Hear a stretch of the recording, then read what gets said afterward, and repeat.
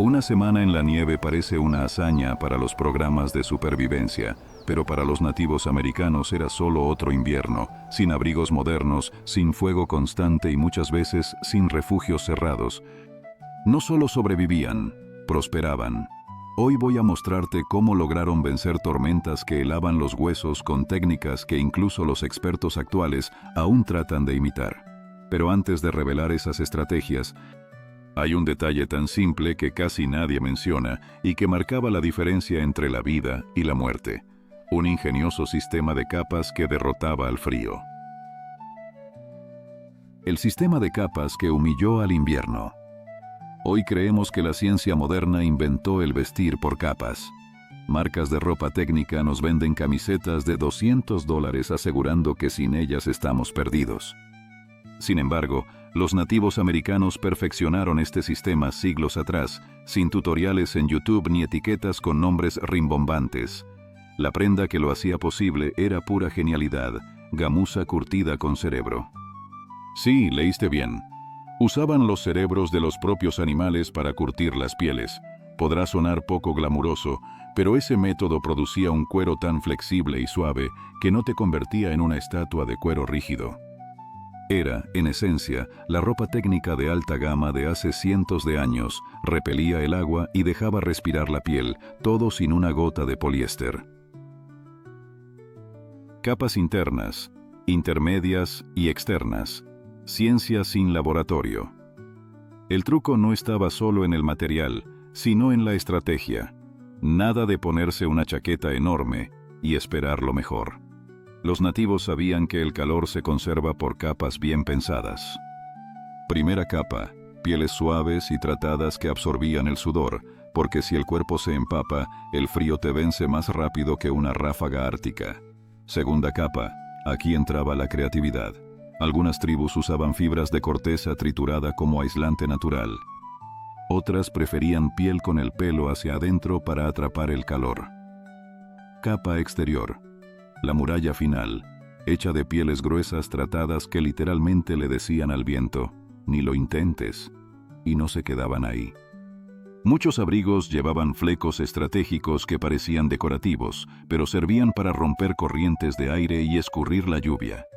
Durante las peores tormentas, cazadores y guerreros se enfundaban varias capas de polainas. Un anciano de las llanuras lo resumió así: «Si todavía puedes sentir las piernas, es que no llevas suficientes polainas». Más claro, imposible.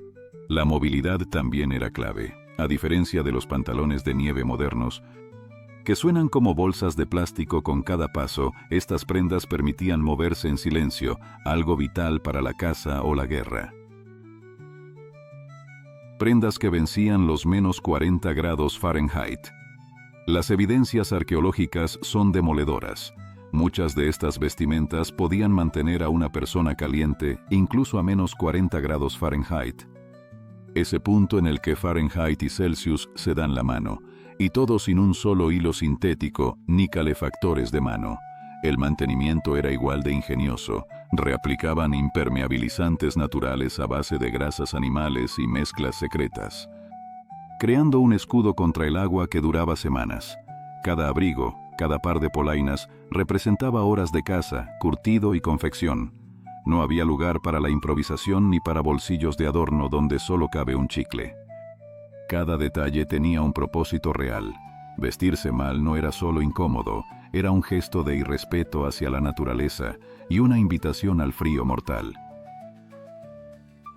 Hogares que eran auténticas fortalezas térmicas, pero la ropa era solo la mitad de la ecuación. Mientras hoy nos quejamos de la factura del gas o peleamos con el termostato, ellos construían casas que desafiaban el clima. Muchas mantenían temperaturas de 60 grados Fahrenheit en su interior, mientras afuera caía a menos 20 grados Fahrenheit. Earth Lodges, llanuras, verdaderas fortalezas naturales, se levantaban parcialmente bajo tierra, con muros de varios pies de tierra compacta y enormes vigas de madera. Un solo lodge podía albergar a varias familias y resistir inviernos interminables. Longhouses, noreste, inmensos salones de madera. Auténticas comunidades bajo un mismo techo. Varios fuegos alineados en el centro generaban calor que subía, templaba el aire y salía por aberturas en el techo. La más larga registrada medía 120 metros. Más que un campo de fútbol, y bastaban unos pocos fuegos bien ubicados para calentarla. Wickiups, gran cuenca, cúpulas tejidas con hierba y corteza, diseñadas como un auténtico aislante natural. Miles de diminutas cámaras de aire atrapaban el calor, replicando el principio de la lana de vidrio, siglos antes de que se inventara. Nada se dejaba al azar. Las entradas se orientaban a contraviento para evitar corrientes frías, y algunos muros incluían hasta 3 capas distintas de tierra, cada una con propiedades térmicas específicas. Era pura ciencia de materiales sin laboratorios. Resultado: comunidades capaces de vivir con comodidad donde hoy muchos no resistiríamos ni una noche. Los nativos americanos no solo sobrevivían al invierno, lo domesticaban, combinando diseño, naturaleza y una inteligencia práctica que sigue asombrando incluso a los expertos modernos. Maestría en el fuego: encenderlo y mantenerlo vivo. En los programas de televisión sobre supervivencia, encender fuego parece la prueba final. Sudor, frotar palos, desesperación. Pero para los nativos americanos, prender una llama era casi un juego de precisión. Su herramienta estrella era el arco de fuego, y detrás de ese nombre modesto había pura ingeniería ancestral. Imagina esto: un arco de madera tensa que hace girar una varilla contra una tabla. No es la escena torpe de 2 palos que ves en las caricaturas, era una máquina de chispa perfecta. El récord conocido de encendido con esta técnica es de menos de 30 segundos, más rápido de lo que tardo en encontrar una caja de cerillas en mi mochila. El secreto estaba en los detalles. Ellos sabían que no cualquier madera sirve. Cedro y yuca eran la gasolina premium del bosque, capaces de prender casi con mirarlos. Esa selección de materiales no era suerte. Era química aplicada mucho antes de que la palabra química existiera.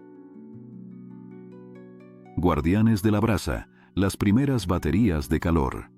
Pero lo verdaderamente asombroso era que no siempre partían de cero.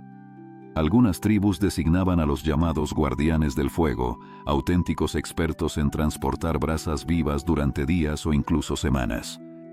Envolvían el carbón incandescente en corteza de abedul y fibras que ardían muy lento, creando algo que hoy podríamos llamar la primera batería de calor portátil. Un anciano contaba que su abuela mantenía una brasa encendida por 2 semanas enteras durante las migraciones de invierno. 2 semanas, más de lo que yo logro mantener viva una planta en casa. Gracias a esta técnica, el fuego nunca moría, simplemente viajaba con ellos, listo para revivir en segundos. Diseño de fogatas: calor estable como un reloj. Encender era solo el comienzo. Mantener la temperatura adecuada dentro de las viviendas en noches interminables requería auténtica arquitectura térmica. Investigaciones modernas han demostrado que ciertos diseños de fogata usados por los nativos podían mantener el interior a 21 grados Celsius, incluso cuando afuera el aire helado parecía cortar la respiración. ¿Cómo lo hacían? Primero, con piedras estratégicas. La esteatita, por ejemplo, retenía el calor durante horas después de que las llamas desaparecían, funcionando como un radiador natural. Luego, dominaban el arte de combinar maderas según su comportamiento. Pino y cedro para un calor rápido cuando los pies estaban congelados. Roble y nogal americano para quemar lento y fuerte, perfectos para mantener una casa tibia hasta el amanecer. Estudios actuales confirman que estas combinaciones podían generar un 40% más de eficiencia que una selección al azar. Ciencia pura, pero nacida de la observación paciente. Encender bajo la lluvia. El plan B que siempre funcionaba. Prueba encender una fogata bajo un aguacero y sabrás lo que es la frustración. Ellos, en cambio, lo tenían resuelto. La corteza de abedul era su carta maestra. Cargada de aceites naturales, arde incluso mojada. Además, inventaron tablas de fuego con ranuras que mantenían secos los materiales de encendido, una especie de hornillo natural que sigue inspirando a los cursos de supervivencia modernos. Y el humo, ese enemigo invisible, tampoco era problema. Algunas tribus ideaban canales de aire subterráneos que alimentaban las llamas reduciendo el humo. Otras aprovechaban corrientes naturales dentro de sus viviendas para ventilar sin perder calor. En otras palabras, dominaron la ciencia de las chimeneas antes de que existieran las chimeneas. Fuego, calor, cocina y vida social. El fuego era mucho más que calor. Era cocina, purificador de agua, taller y corazón social. Allí se asaban carnes, se moldeaban herramientas y se narraban las historias que mantenían unida a la comunidad. Alrededor de esas llamas se cerraban alianzas y se decidía el futuro de los clanes. En una tribu se registró un fuego que permaneció encendido por más de 100 días seguidos, alimentando un invierno completo. Esa continuidad no era solo comodidad, en pleno invierno podía significar vida o muerte.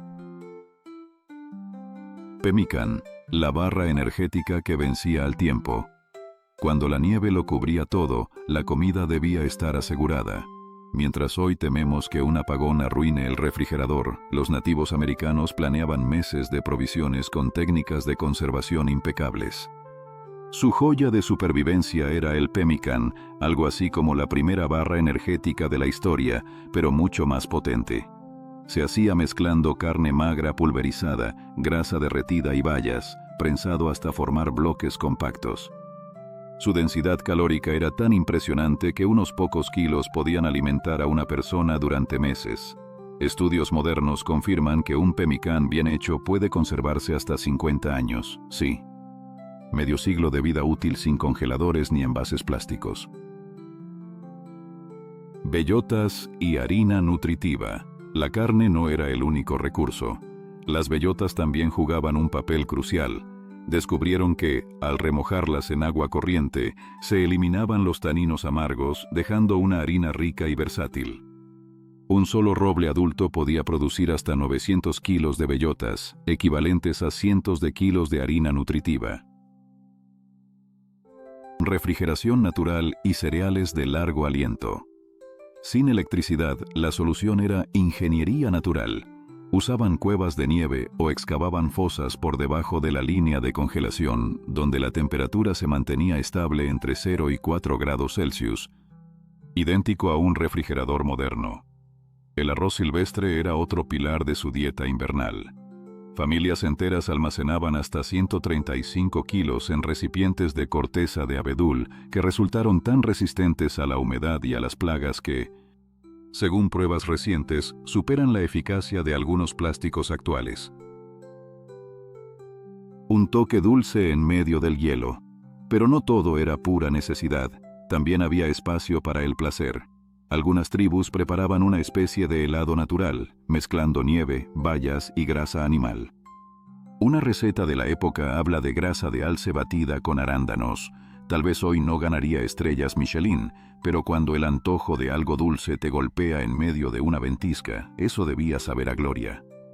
Su dieta invernal era alta en calorías y perfectamente equilibrada. Cazadores y guerreros llegaban a consumir 5.000 calorías diarias, lo mismo que 2 pizzas familiares, solo que en proteínas, grasas y carbohidratos diseñados para resistir el frío extremo. Ingenio sobre la nieve. Moverse cuando todo es blanco. Toda esa energía no era solo para mantenerse vivos, sino para seguir en movimiento, porque los territorios de caza podían quedar a kilómetros de distancia. Caminar en nieve profunda no es paseo. La primera vez que lo intenté sentí que tenía las piernas de una jirafa torpe intentando patinar. Ellos, en cambio, convirtieron el desplazamiento en una ciencia atlética. Desde raquetas de nieve de diseño ligero hasta técnicas de tracción con perros o rutas estratégicas para aprovechar la dureza del hielo, cada paso estaba pensado para conservar fuerza y calor, lo que para cualquiera sería un suplicio. Para ellos era parte natural de su vida diaria. Con fuego que nunca moría, alimentos que podían durar décadas y una movilidad perfecta en el terreno más hostil, los nativos americanos no solo soportaban el invierno, lo dominaban. Su conocimiento combinaba observación, paciencia y una creatividad que todavía hoy sorprende a los expertos en supervivencia. Raquetas de nieve. El invento que cambió el juego. Mucho antes de que existieran catálogos de ropa de invierno o tiendas deportivas con material Ultratech, los nativos americanos ya habían resuelto uno de los mayores problemas del invierno: cómo caminar sobre nieve profunda sin hundirse a cada paso.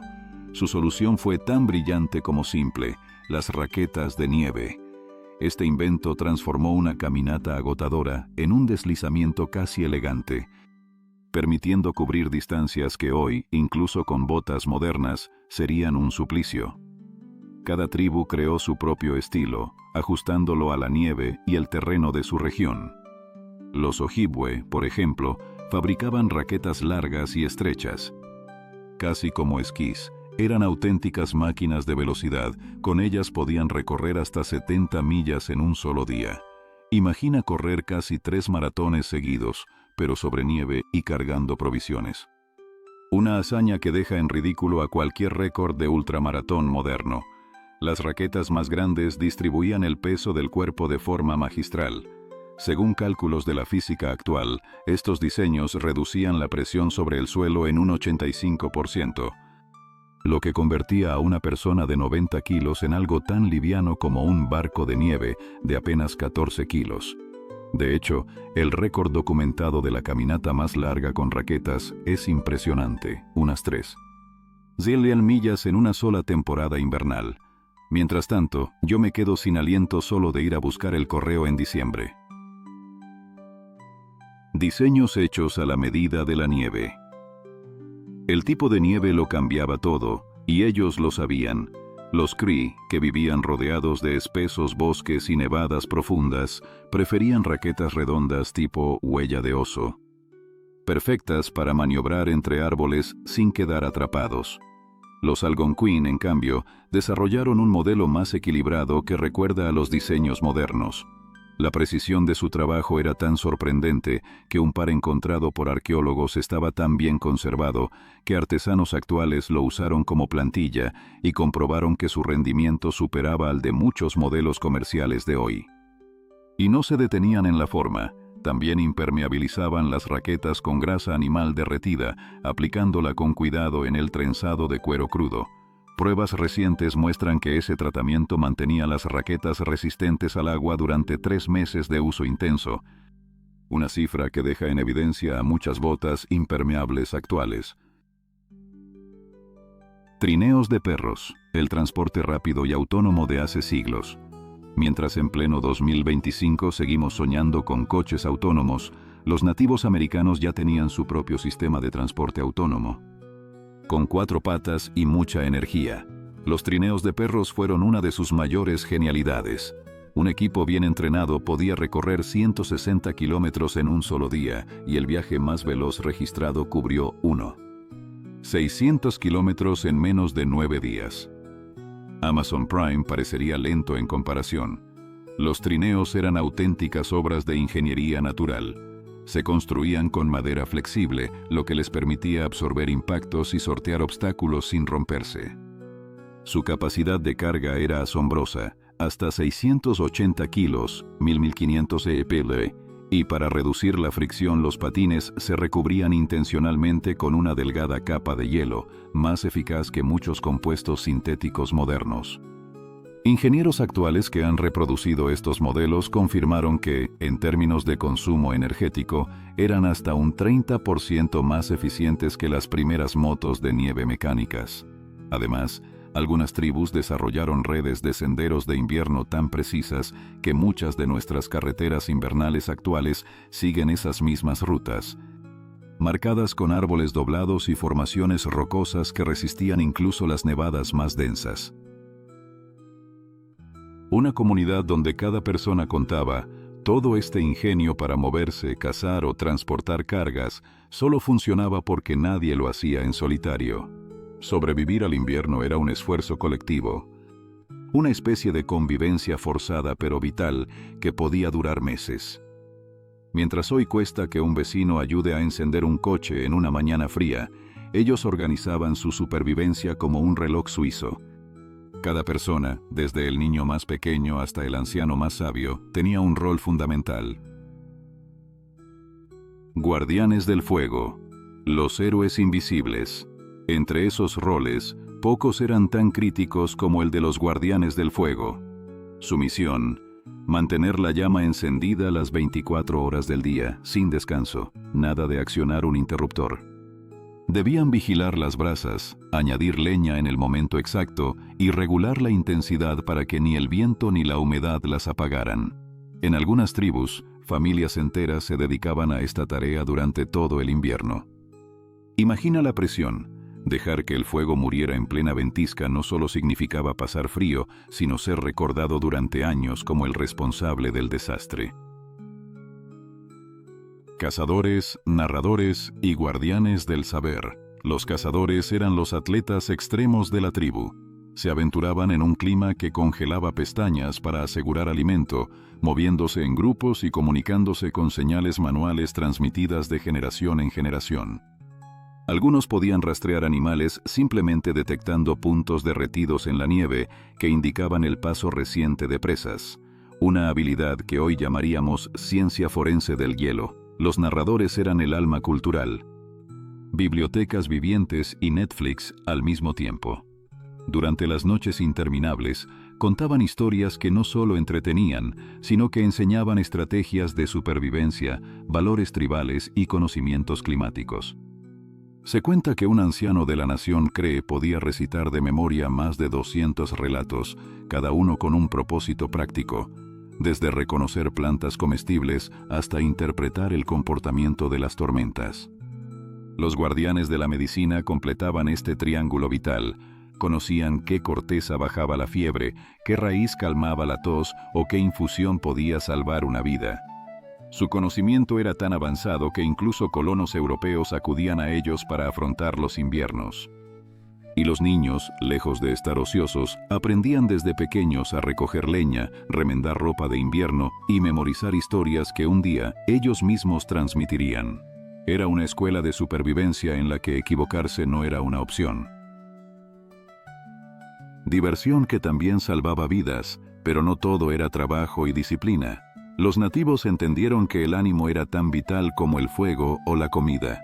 En los días más oscuros organizaban juegos y competiciones invernales que, además de entretener, mantenían los cuerpos calientes y la moral alta.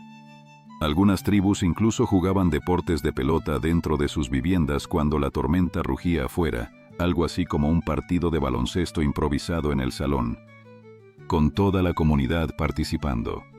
Estos momentos fortalecían los lazos y convertían cada invierno en una experiencia de unión, no solo de resistencia. El verdadero secreto de la supervivencia. Al final, todo este conocimiento, las raquetas que reducían la presión de 90 a 14 kilos, los trineos capaces de recorrer 600 kilómetros en 9 días, los guardianes del fuego. Los cazadores, narradores y médicos dependía de un solo elemento, la comunidad. Cada miembro sabía que su trabajo era esencial para los demás. Si uno fallaba, todos sufrían. Esa interdependencia no solo garantizaba calor y alimento, sino que tejía un sentido de pertenencia tan profundo que hoy los psicólogos lo estudian como ejemplo de cohesión social. Porque, en el fondo, la lección más poderosa que nos dejaron los nativos americanos no es solo tecnológica ni culinaria. El invierno se vence juntos. Ni la mejor raqueta de nieve ni el trineo más veloz supera la fuerza de una comunidad que cuida de todos sus integrantes. En una época sin electricidad, sin motores ni aplicaciones, ellos dominaron la ciencia de vivir en el hielo. Lo hicieron con observación, creatividad y una colaboración tan sólida que cada invierno no era un enemigo, sino una temporada para demostrar lo que significa ser realmente humano. ¿Listo para el próximo paso? Haz clic en este otro video y descubre más secretos de supervivencia y conocimiento ancestral. Y si aún no lo has hecho, dale like y suscríbete para ser parte de la comunidad nativa más grande de YouTube.